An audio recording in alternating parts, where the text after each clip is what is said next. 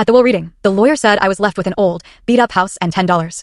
The whole room burst out laughing. My dad scoffed, "You threw away your life on a broke old man, and now all you get is trash." At my own grandfather's will reading, the lawyer announced I inherited a rundown house and a measly $10. The room erupted in laughter, and my own father sneered, "You wasted your time on a broke old man. Now you get a pile of junk." But they had no idea that Tiny Bill held a secret, a truth that would eventually make my dad crumble in sheer terror. Hey everyone, my name is Eli.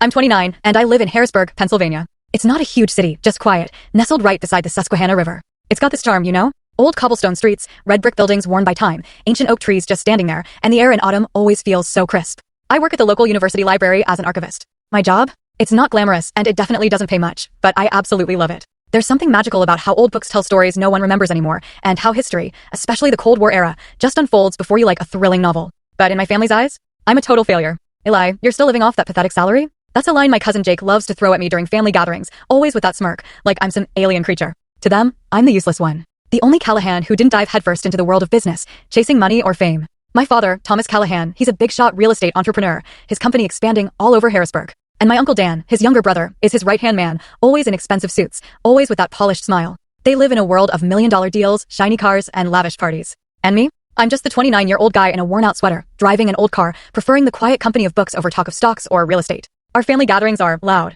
and opulent. Sparkling chandeliers, expensive wine glasses. My cousins, Jake, Emily, Sarah, they're always bragging about their European vacations, their designer watches, their new apartments downtown. Me? I'm usually the quiet one in the corner, pouring water, clearing plates, just listening to them talk. No one ever bothers to ask me a single question. Eli, what do you even do in that library all day? Organize books? Huh, the job of the century, Emily once said, and the whole table just erupted in laughter. I just smiled, nodded, and kept clearing the table. I've gotten used to being pushed to the sidelines, to feeling invisible. But there was one place where I never felt like an outsider, my grandparents' old wooden house, tucked away in the suburbs near the Allegheny Forest. My grandfather, Walter Edmund Callahan, Grandpa Walt, as I called him, was a tall man, though time had bent his back, turned his hair snow white, and made his hands gnarled. He always had an old book or a cup of black coffee in his hands, dressed in a threadbare sweater and a faded cap, living in a house filled with the smell of damp wood and memories. My grandmother, Margaret, or Grandma Maggie, was the kindest woman I've ever known. Her smile was always warm, her eyes always shining with patience. She'd sit beside Grandpa, knitting or brewing tea, and together, they were like an old painting, quiet but full of life. My family, my real family, didn't pay much attention to my grandparents.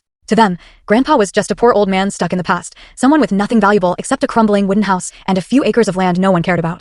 My father once said it so bluntly at a party, the old man's got nothing to leave behind. Don't expect anything. His whole life was just reading books and telling war stories. Uncle Dan smirked and added, such a waste of land. That place could fetch a few million if sold. Hearing that, my heart just tightened. Grandpa never responded. Full story on channel, link below. Watch what happened next.